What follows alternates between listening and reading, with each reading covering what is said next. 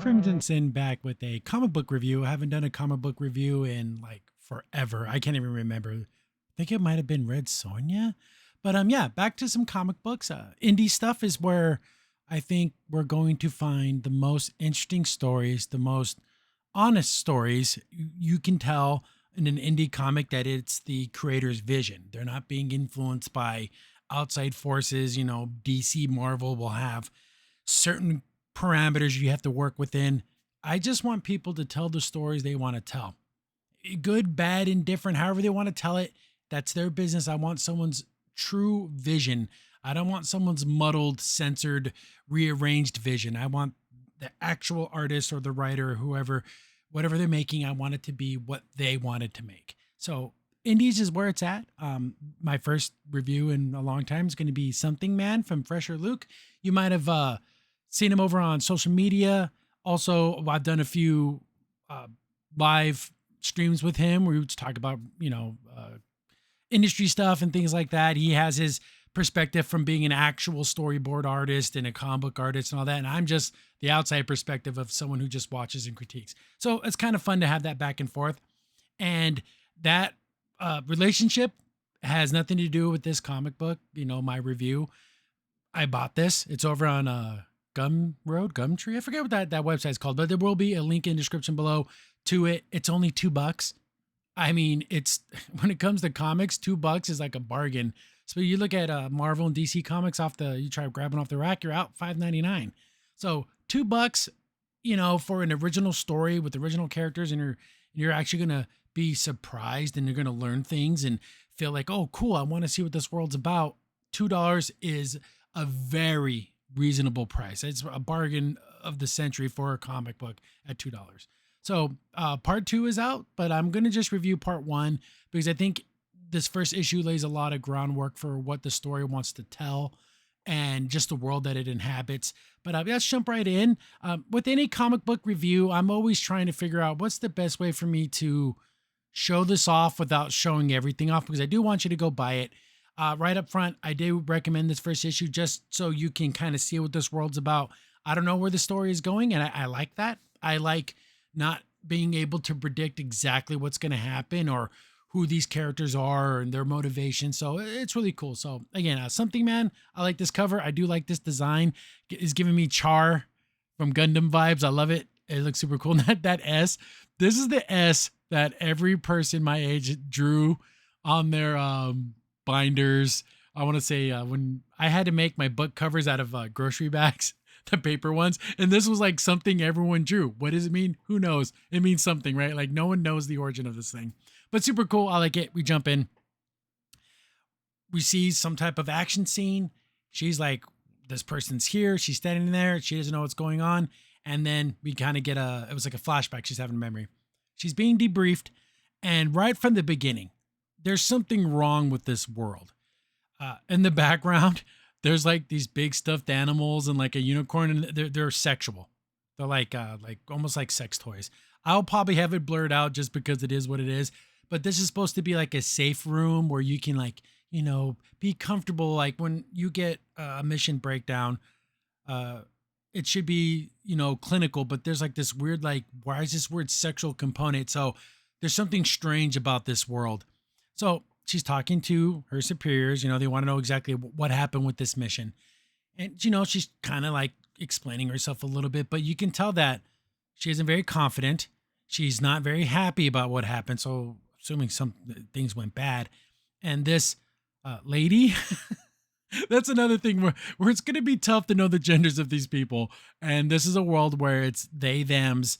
It doesn't matter. Like it's going to be impossible. So this, I'm assuming, is a woman because I got lipstick, but it's very broad shouldered, square jawed.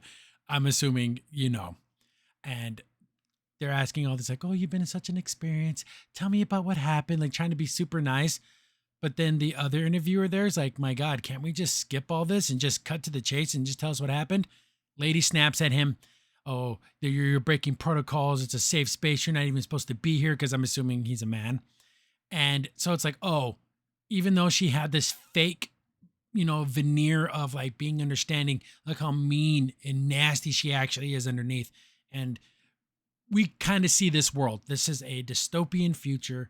This is where it's this whatever this government agency, whatever they are, they're run by just this alphabet world where everything's permitted and nothing's permitted. Like the rules change probably every day. It reminds me a little bit of Brave New World, where like sex was just part of life, like perversion. So that's why there's like these weird sex toys in the background, and it's just supposed to be, oh, that's just supposed to make you feel, more comfortable. Like, are you kidding me? That is freaking monstrous. She goes back to her debrief. They're being sent to like some kind of LZ zone. They're going to drop in, and it's like, okay. And then they use, again, like I said, language like themselves, and it's theys and thems, and no one's allowed to be just a gender. You have to be careful about what you say.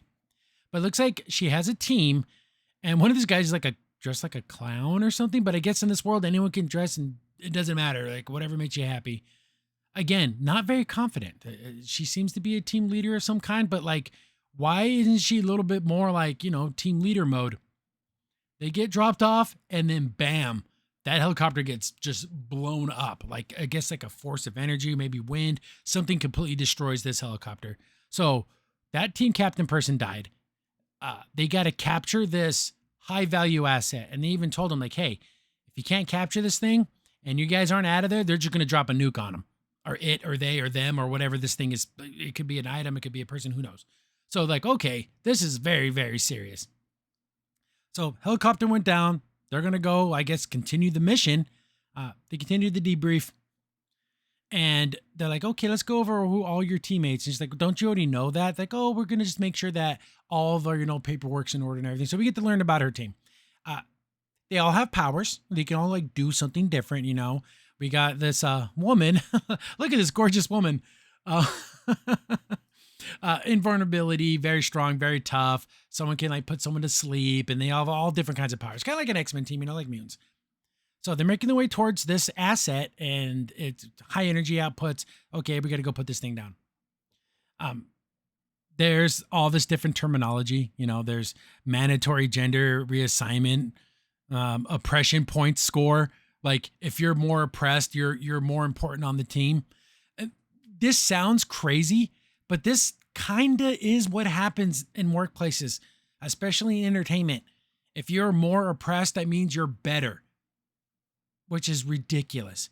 Yes, does it bring you a different perspective? Yes, is that perspective useful when creating something? Yeah, it can be, but when it's the only thing that matters, that's when you get terrible products. So little things like that, you start learning about like, oh, this person had a higher oppression point score than you, so they're like higher up on the ladder. Like that is so crazy, but that kind of thing is actually happening. Then they get to wherever this thing is happening. It's a big energy output, and it looks like a little boy. They just go nuclear, I guess, and boom, it's just blowing everything away. Buildings are destroyed and everything. So apparently this person has a power of just like destruction, or just like this like energy wave type force. They try to get close. The one that can actually put you to sleep is trying to get close to this kid. So if they can knock him out, they can just capture him. Kid goes off, vaporizes these people. They are done. They are gone. But then she sees this guy, this something person, just kind of walk up to the kid, and they both disappear. And that's her sit rep. That's her situational report, or debrief. And they're like, oh, that's all that happened? She's like, yeah, that's all that happened. They just vanished. And she's like, yeah, I didn't get a name and nothing. Boom, gone. She gets dismissed. And then that's when we start learning a little bit more about this world.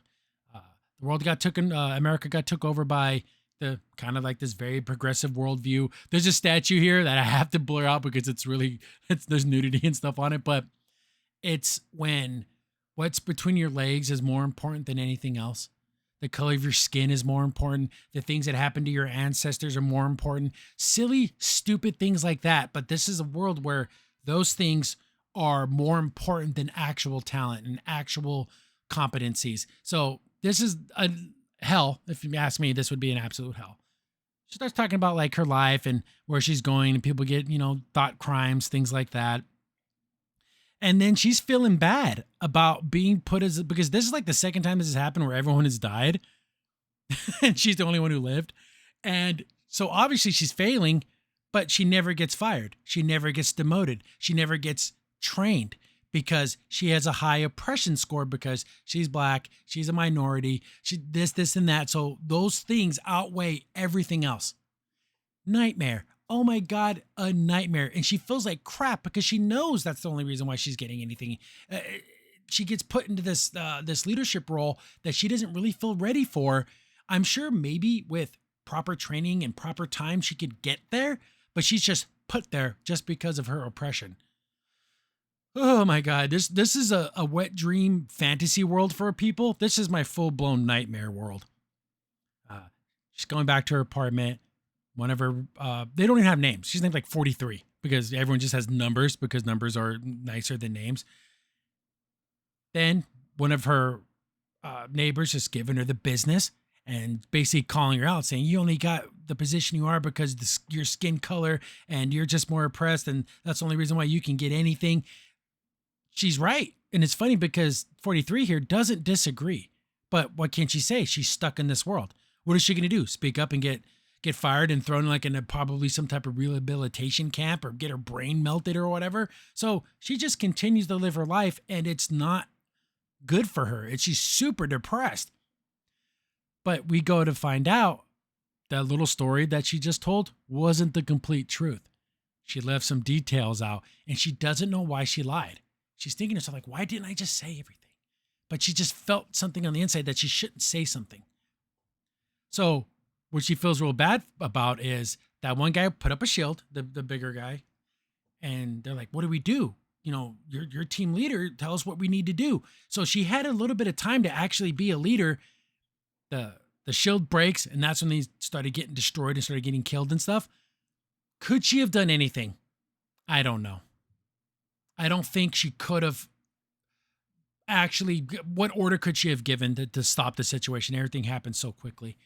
But she still feels awful because she said nothing. She's just, and boom, everyone died. She didn't make a decision. I think indecision is just as bad as making the wrong decision. Just standing there and going, why bad things happen. You need but her oppression score put her in a leadership role when she didn't deserve it. But she sees the something man. I'm assuming this is their name. We don't know their actual name. Is it a robot? Is it a man? Who knows? And after this big blast that killed those other people, he's just walking through it. He's tanking it, you know, like Broly walking through a Kamehameha. He just walks right through it. And she's like, what the F? This guy's got something going on. He walks up to this boy and this is the part I really, really, really liked. Instead of just ending the threat and just killing this kid and just knocking him out or something, he just has a conversation with this boy. And he's like, hey, what's the problem here? And the kid's sad because I guess this government or whatever came in and like took his family, killed him. So his powers, I guess, manifested in that moment of stress and strife. And it just caused everything to blow up. And he's like, just being very comforting and very kind. This is something I really like. And it's subtle because you don't see this a lot. When people comfort children, they talk to them like they're babies, like goo goo gaga type talk. And no, he talks to this boy while very nice. He's very distinct. He talks to him like a human being that can discern and understand things. He doesn't use complicated terminology, but he doesn't also use baby gaga's, oh no, poor little baby type language. He just talks to the boy. And this gets to him. Like he's able to actually have a conversation with him. So the boy like calms down. And that's really cool. I love that. Look at this panel. This is freaking awesome. It's such a refreshing to see a hero who doesn't just, there only seems to be two options. Either you are a baby, you baby the threat, or you just destroy it and kill it. He is coming here just to understand the boy. I'm sure if things were going off the rails, he'd do something about it, but he wanted to at least try to save this kid's life. Nice. Especially since it is a child, you have to do your best. But then he just starts talking to the boy, and once the boy calms down, this is really funny. He's like, what are you, a robot guy? He's like, I can be if you want. He kind of does like a little robot dance. That's hilarious. Now he got the kid laughing. He got the kid smiling. This is so cool. This is like something Superman would do, you know, like the original clean, good hero who doesn't solve everything with punching and killing, doesn't, uh, he puts himself in danger to do what is right, and saving this child is the right thing to do. Just eliminating the threat or calling it a target. He just actually sees this child as what they are, a child. So super fun, super cool. I like that. And he's just kind of chatting the kid up and high-fiving him and like, oh, good job. You know, you calm down, you know. I just love that. He looks over at the girl, the one who's left alive, and he's like, what about those people? Are they the bad guys that came and killed my parents?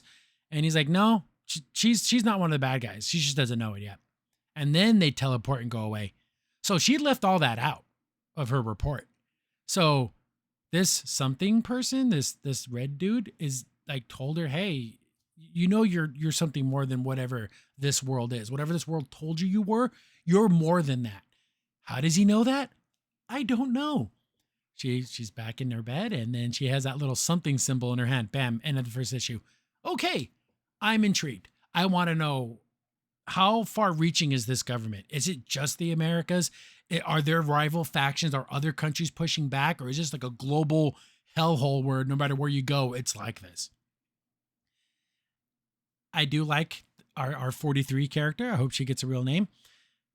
She feels bad for what's happening because she knows, like I said, she knows she shouldn't have been put in those positions because they're forcing her to be this leader and she was not ready for it.